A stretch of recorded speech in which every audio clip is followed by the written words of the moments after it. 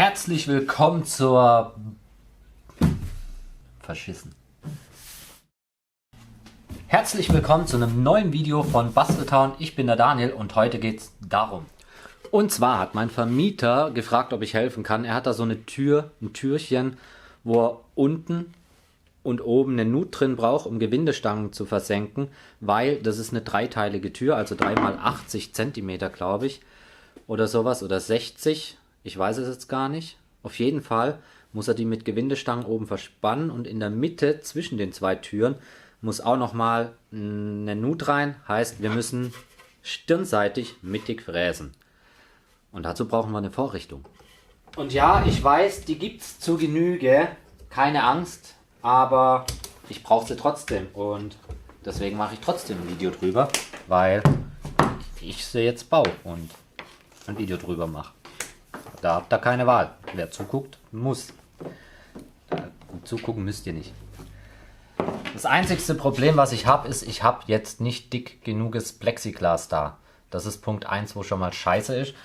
Erstens deswegen und zweitens hast du eine Plexiglasscheibe, kannst du einfach diese Festschraubpunkte übertragen. Heißt, ich muss das jetzt erst auf meine dünne Plexiglasscheibe übertragen, auf diese Holzplatte drauflegen, dann durchbohren, dann habe ich die Punkte. Dann müssen wir die noch senken, damit, weil die Schrauben, die sind ja nicht so lang. Oder ich nehme andere Schrauben, muss ich mal schauen. Auf jeden Fall kriegen wir das hin. Irgendwie, auf jeden Fall. Immer, ne? So. Ich habe heute so richtig gute Laune, weil eigentlich wollte ich jetzt einen Tisch bauen. Und ich habe hier einfach nur so 2 Stößel gebaut. Das hat funktioniert, damit kann ich mittig fräsen. Aber, also das hat 20 Minuten gedauert. Nur das Problem ist, irgendwann bist du ja am Ende und dann ist kein Tisch, keine Platte mehr da. Und dann kippt es um. Also muss ich eine komplette Vorrichtung bauen. Aber gut, wir legen das jetzt drauf und machen die 5 Punkte anzeichnen. Sollte auch so genau wie möglich sein. Wenn wir das haben, nehme ich jetzt das einfach und lege das hier drauf.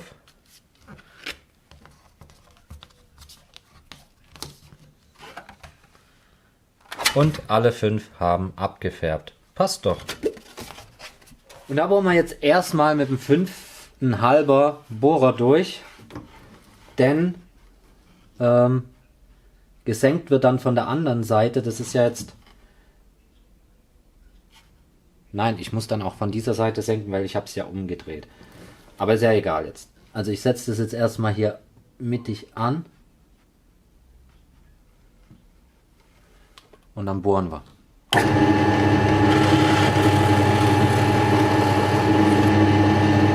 Wichtigste ist jetzt erstmal, dass wir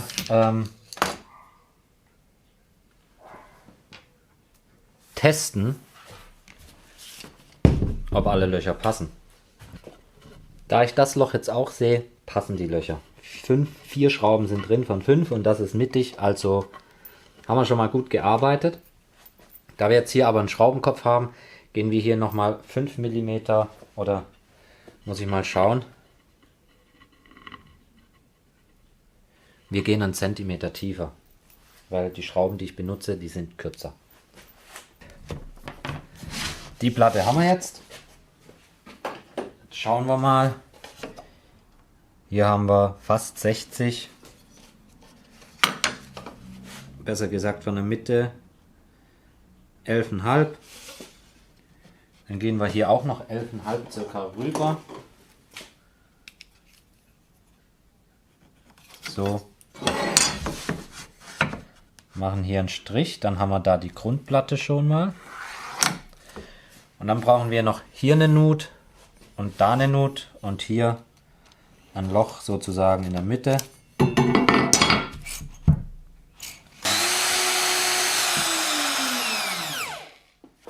Und für die Nuten gehe ich einfach die Breite von meinem T-Square, ziehe hier einen Strich lang, auf der anderen Seite außen dran, auch einen Strich lang und da kommt dann so eine Nut rein.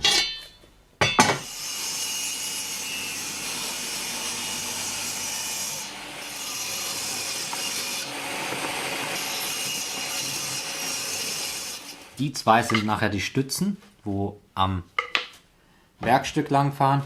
Die Mitte Hammer. Und jetzt gehen wir hier noch mit der ersten Bohrung 1,5 cm rüber, weil die Nut durchgehend müssen wir nicht machen. Ist dann auch am Ende stabiler, heißt 1,5 rüber, 1,5 rüber. 4 Bohrungen, andere Seite auch mit 9 mm und dann fräsen wir schnell die Nut rein. Und wer noch gute Holzbohrer sucht und noch keine hat, also einen ganzen Satz, ich verlinke euch meine, die von ENT. Ich habe die jetzt schon seit über 2 Jahren. Der 2 mm ist natürlich abgebrochen, den habe ich dann nachbestellt. Der 2 mm und der 2,5 mm, da habe ich noch jeweils 4 Stück davon. Ja, die kann man einzeln nachbestellen und ich bin halt top zufrieden mit den Dingern. Ich kann absolut nicht meckern. So, dann bohren wir mal.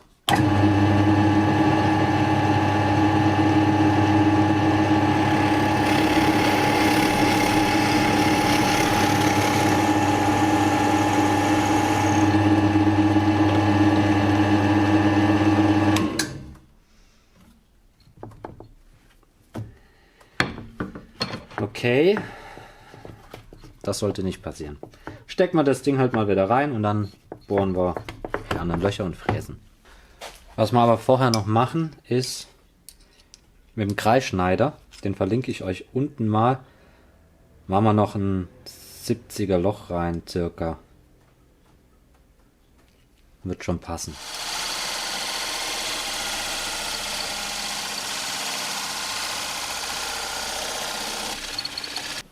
Und wie ihr seht, wenn ihr ein Opferbrett drunter habt, braucht ihr nicht mal das Brett wenden, sondern einfach durchbohren. Dann ist es völlig in Ordnung.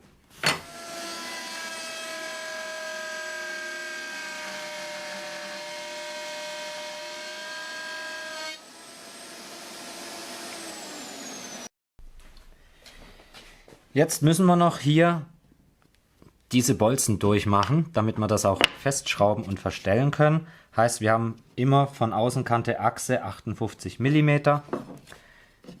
Die zeichnen wir hier jetzt an und dann können wir da mittig Löcher bohren. Zuerst bohren wir mit 10er vor, denn ich will ja den Kopf von der Mutter versenken und da gehen wir mal 12 mm tiefer.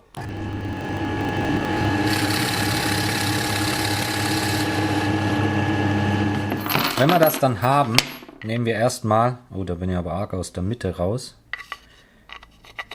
Ist nicht tragisch, das ist ja unten, das wird dann die Innenseite sein.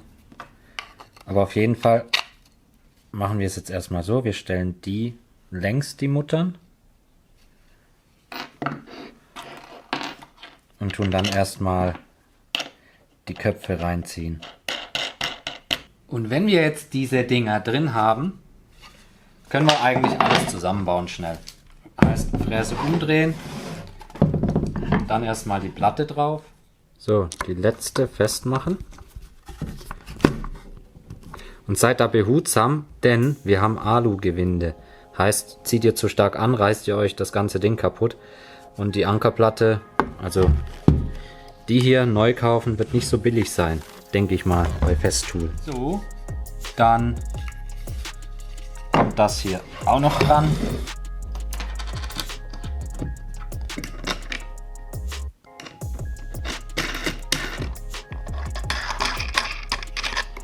Und dann wäre ja schon fertig. Jetzt müssen wir es nur noch testen, ob das auch funktioniert. Und dann würde ich sagen, fräsen wir mal.